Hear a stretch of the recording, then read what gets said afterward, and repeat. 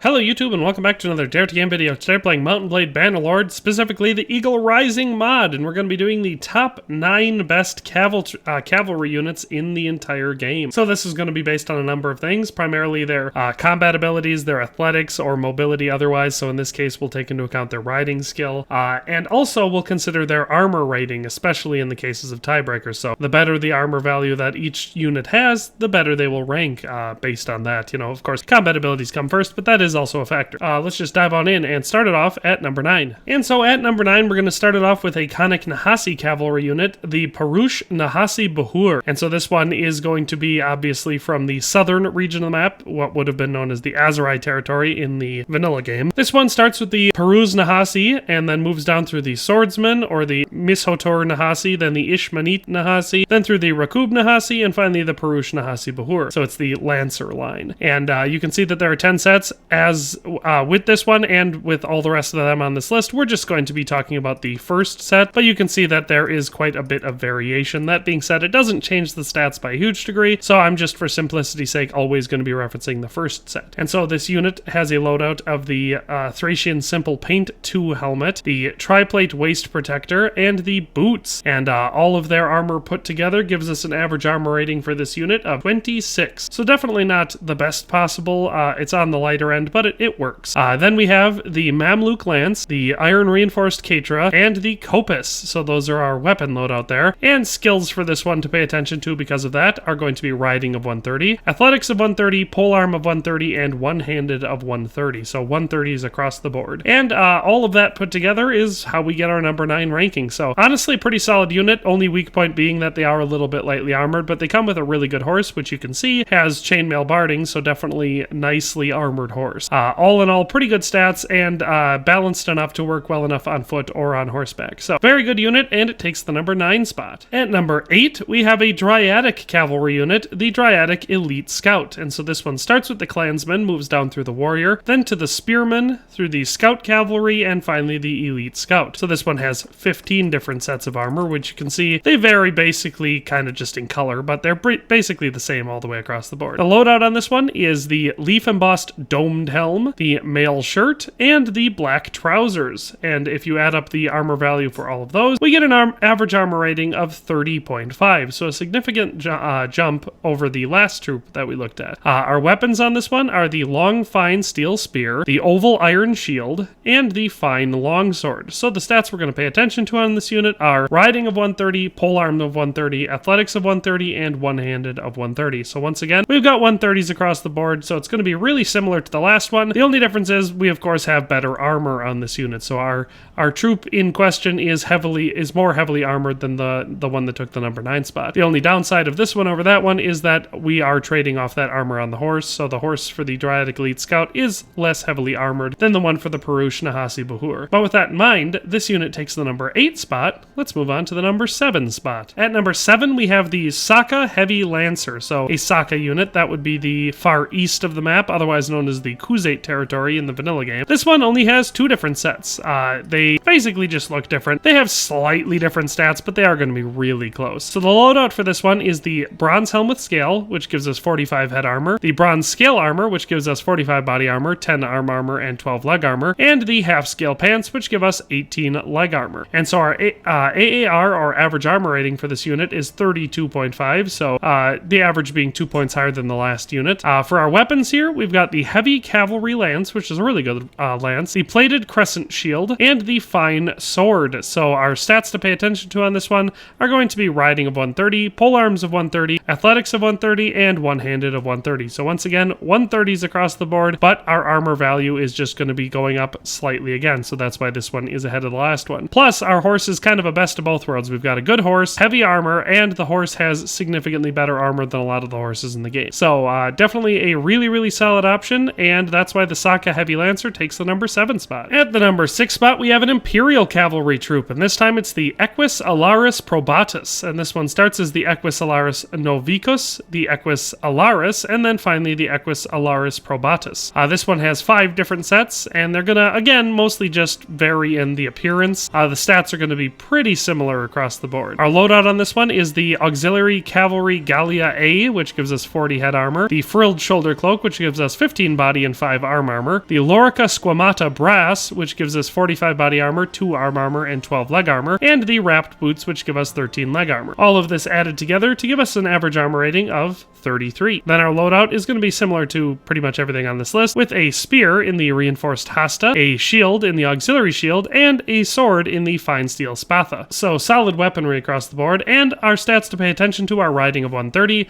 polearm of 130, athletics of 130, and one-handed of 130. So if you haven't gotten sick of it yet, 130s across the board. The only thing putting this one ahead being the slightly better armor value. So I hope you're noticing a trend, because it's going to continue. At number 5, we have yet another Imperial troop. This time, it's the Mercenarius ALARIS PROBATUS. So this one starts with the Mercenarius Novicus, then follows the left path through the Mercenarius Peritus, the Mercenarius ALARIS, and the Mercenarius ALARIS PROBATUS. So this one has 4 different sets, and they're going to be, again, pretty much the same, not a whole lot of variation there as far as armor value goes. But our loadout is the Brass Gallic 1, which has the head armor of 50, which is really good. The frilled shoulder cloak, which gives us 15 body armor and 5 arm armor. The leather musculata, which gives us 35 body armor, 12 arm armor, and 12 leg armor. And the wrapped boots, which give us 13 foot armor. So solid stats across the board, and our average armor rating for this one is 35.5, so yet another step above the last. Our weapons are the improved hasta, the auxiliary shield, and the Podladau Spatha. And so stats to pay attention to on this unit are riding of 130, polearms of 130, athletics of 130, and one-handed of 130. So once again, 130s across the board, just better armor. At number 4, we're getting away from the Empire with a BATTANII troop, and it's the BATTANII Marauder. So this one starts with the BATTANII Tribesman, moves down through the BATTANII Warrior, then goes to the BATTANII Veteran Warrior, through the BATTANII Scout, and finally the BATTANII Marauder. This one has 28 different sets, which you can see again are really similar in the pieces that make them up, kind of just color variants and such, so stats are going to be pretty similar. Our loadout for this one is the brass reinforced cavalry helm with gold plume for 47 head armor, the tribal reinforced cloak for 15 body armor, the sturdy chainmail with colored sleeves over green tartan, which gives us 52 body armor, 16 arm armor, and 22 leg armor, the reinforced invisible bracers, which give us 20 arm armor, and the tribal reinforced shoes, which give us 20 leg armor. All put together gives us a pretty solid average armor rating of 48, so a significant step above the last, making it, almost twice as good as the first one on this list. On top of that, we also have a pretty well armored horse, so the horse is not a weak point either. So the BATTANII Marauder is, I would say, leaps and bounds better than every other cavalry unit that we've covered so far.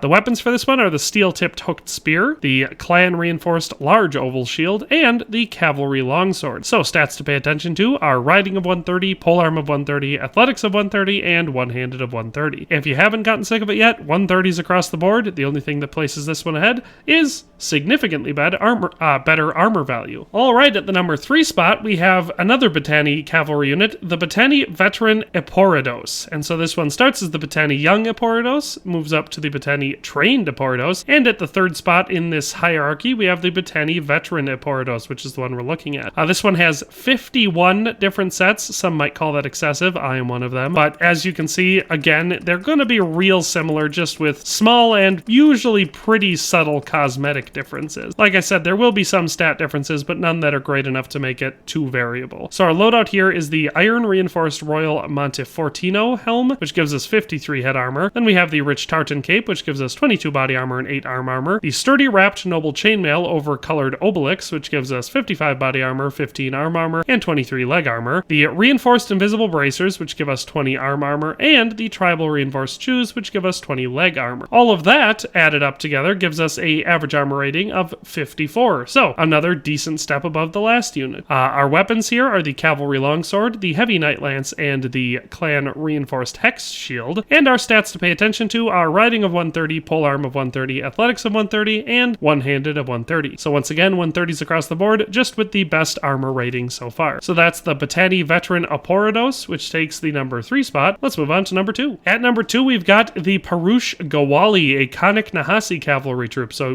once again, we're moving down to the southern portion of the map with what would be considered Azrai territory. This one starts with the Ish GAWWALI troop, and then you upgrade them to the Ish Mahnit GAWWALI, the Rakub Geded GAWWALI, the Rakub Manit GAWWALI, and finally the PURUSH GAWWALI. This one only has 5 different sets, and again, they're all going to be pretty similar. Our loadout is the Thracian for the helmet, which gives us 35 head armor, the Leopard Pelt cape, which gives us 8 body armor, the the gray linothorax, which gives us 25 body armor, 2 arm armor, and 7 leg armor. The boots, which give us 10 leg armor. So much lighter than we've been looking at for the last several places. Our average armor rating for this unit is only 21.75, so the lowest armor rating of all the troops on this list. So they definitely are what I would consider a light cavalry or light cavalry skirmisher. That being said, our weapons are 2 stacks of the horseman javelins, so they do have that throwing weapon ability, which I quite like. Then we have the medium shield and an expensive falcata for our melee weapon. So our stats to pay attention to on this one are riding of 140,